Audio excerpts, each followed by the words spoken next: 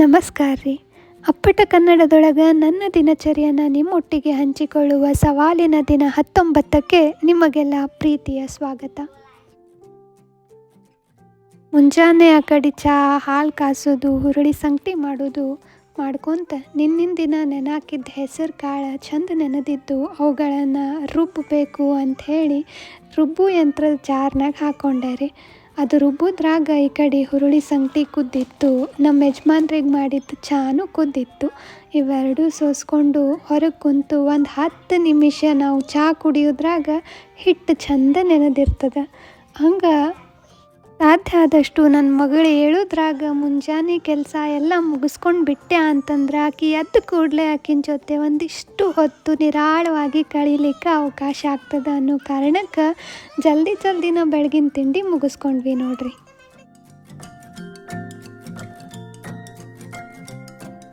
ದಿನ ರೊಟ್ಟಿ ಚಪಾತಿ ಉಂಡು ಬೇಸರಾಗದ, ಇವತ್ತು ರಾಗಿ ಮುದ್ದೆ ಮಾಡಬೇಕು ಅಂಥೇಳಿ ತಾಜಾ ತಂದಿದ್ದ ತರಕಾರಿನೂ ಇತ್ತು. ಎಲ್ಲ ಸೊಪ್ಪು ಹಾಕಿ ಸಾಂಬಾರು ಮಾಡಿದ್ರಾಯ್ತು. ರಾಗಿ ಮುದ್ದೆ ಜೊತೆ ಚಲೋ ಆಗ್ತದೆ ಅಂತ ರಾಗಿ ಮುದ್ದೆ ಸೊಪ್ಪಿನ ಸಾರು ಮಧ್ಯಾಹ್ನ ಊಟಕ್ಕೆ ಸಿದ್ಧ ಮಾಡಾಕತ್ತೀನಿ ರೀ. ನಾ ಅಂತರೂ ಅಡುಗೆ ಕಲಿಸುವಷ್ಟು ಶಾಣಾಕಿ ಅಂತರೂ ಇಲ್ಲರಿ.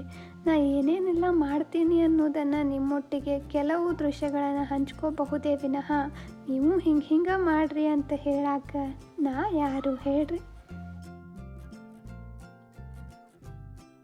ನಮ್ಮ ಕನ್ನಡ ನಾಡಿನ ಸೌಂದರ್ಯ ಅದೆಷ್ಟು ಬಣ್ಣಿಸಿದ್ರು ಕಮ್ಮಿನೇ ನೋಡ್ರಿ. ಪ್ರತಿ ಪ್ರಾಂತ್ಯಕ್ಕೂ ತನ್ನದೇ ಆದ ವಿಶೇಷವಾದ ಸ್ವಾದ ಅದ. ಮಂಡ್ಯದ ಮುದ್ದೆ, ನಮ್ಮ ಉತ್ತರ ಕರ್ನಾಟಕದ ಜೋಳದ ರೊಟ್ಟಿ, ಬೆಳಗಾಂ ಕುಂದ, ಧಾರವಾಡ ಪೇಡ, ಮೈಸೂರು ಪಾಕ್, ಎರಡ ಪ್ರತಿ ಊರಿಗೂ ತನ್ನದೇ ಆದ ಒಂದು ರುಚಿ ಅದ ಅಲ್ರಿ. ಇಂಥ ಅದ್ಭುತವಾದ ಕನ್ನಡ ನಾಡಿನೊಳಗೆ ಹುಟ್ಟಿದ್ದು ನಿಜಕ್ಕೂ ನಮ್ಮ ಪುಣ್ಯ ಅಲ್ಲದೆ ಮತ್ತಿನ್ನೇನ್ರಿ. ನೋಡಿದ್ರಲ್ಲ ಸೊಪ್ಪು ರುಬ್ಬು ಮುಂದಾಗ ಆದಂಥ ಅವಾಂತರ. ಹಿಂಗೆ ನನ್ನ ಮಗಳು ಕಾಡ್ಲಿಕ್ಕಂದ್ರೂ ನಾನಿಯರೇ ಏನಾರೇ ಒಂದು ಹೆಚ್ಚಿನ ತೆಗೆದ ಹಚ್ಕೊಂಡ ಬಿಟ್ಟಿರ್ತೀನಿ ರೀ. ಯಾಕಂದ್ರೆ ಇರೋ ಕೆಲಸ ಸಾಕಾಗಿಲ್ಲ ನೋಡ್ರಿ ನಂಗೆ. ಕೆಲಸ ಮಾಡೋ ಮುಂದಾಗ ಇಂಥವೆಲ್ಲ ಆಗೋದು ಸಹಜದ. ಅದಕ್ಕೆ ನಾವು ಸಿಟ್ಟು ಮಾಡಿಕೊಂಡು ಅಡುಗೆ ಮಾಡಿದ್ರೆ ಅಡುಗೆ ಒಳಗೆ ಪ್ರೀತಿ ಉಳ್ಕೊಳ್ಳೋದಿಲ್ಲ, ಸ್ವಾದ ಆಗೋದಿಲ್ಲ. ಆಯಿತು ಸರಿ ಅಂಥೇಳಿ ನಕ್ಕು ಅದನ್ನು ಸ್ವಚ್ಛ ಮಾಡಿ ಇದ ನೆಪದಾಗ ಮತ್ತು ಅಡುಗೆ ಮನೆ ಸ್ವಚ್ಛ ಮಾಡೋಕ್ಕೊಂದು ಅವಕಾಶ ಆಯಿತು ಅಂತ ಅಂದ್ಕೊಂಡ್ವಿ ಅಂತಂದ್ರೆ ಕೆಲಸ ಅಗದಿ ಸರಳ ಆಗ್ತದ್ರಿ. ಆಮೇಲೆ ಸಿಟ್ಟು ಭಾಳ ನಿಯಂತ್ರಣದಾಗಿರ್ತದೆ.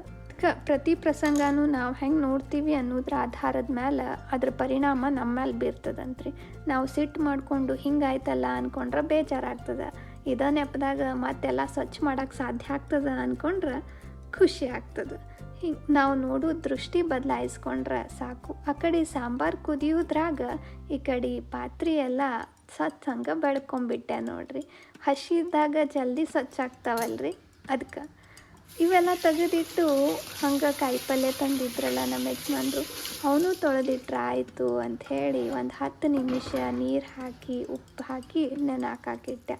ಆ ಕಡೆ ಸಾಂಬಾರು ಕುದಿಯೋದ್ರಾಗ ಅಡುಗೆ ಮನೆಯಾಗಿದ್ದಂಥ ಸಣ್ಣ ಪುಟ್ಟ ಕೆಲಸನೆಲ್ಲ ಮುಗಿಸ್ಕೊಂಬಿಟ್ರೆ ಮತ್ತು ಮ್ಯಾಲಿಂದ ಮೇಲೆ ಅಡುಗೆ ಮನೆಗೆ ಬರೋದು ತಪ್ತದ.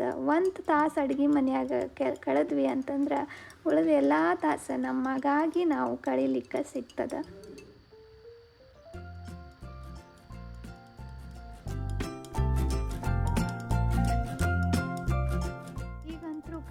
ಕಣ್ಣು ಬಿಡೋದ್ರಾಗ ಕತ್ಲಾಗ್ತದೆ, ಬೆಳಕಾಗ್ತದ್ರಿ. ಹೊತ್ತು ಹೆಂಗೆ ಹೊಂಟದ ಅನ್ನೋದು ತಿಳಿವಲ್ಲಾಗೈತಿ. ನಮಸ್ಕಾರ ರೀ. ಇತ್ತೀಚಿನ ದಿನಗಳಲ್ಲಿ ನಾನು ಓದಿದ ಒಂದು ಅದ್ಭುತವಾದ ಪುಸ್ತಕ ಅಂತಂದ್ರೆ ಕುವೆಂಪು ಅವರ ವಿಭೂತಿ ಪೂಜೆ. ಏನೈತಿ ಪುಸ್ತಕನಾಗ ಅಂತಂದ್ರೆ ಕುವೆಂಪು ಅವರು ಸಂದರ್ಭೋಚಿತವಾಗಿ ಮಾಡಿದಂಥ ಆಕಾಶವಾಣಿ ಒಳಗೆ ಪ್ರಸಾರ ಆದಂಥ ಭಾಷಣಗಳ ಪ್ರತಿ ಅದಾವ.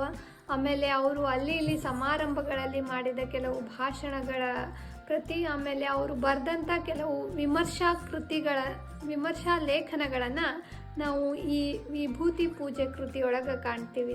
ಸ್ವಲ್ಪ ಮಟ್ಟಿಗೆ ಕುವೆಂಪು ಅವರನ್ನು ಅರ್ಥ ಮಾಡ್ಕೊಳ್ಳಿಕ್ಕೆ ಈ ಕೃತಿ ನಮಗೆ ಸಹಕಾರಿ ಆಗ್ತದೆ. ನೀವು ಅವಕಾಶ ಸಿಕ್ಕಾಗ ಓದ್ರಿ. ಪುಸ್ತಕದ ಬೆಲೆ 90 ರೂಪಾಯಿ. ಧನ್ಯವಾದ.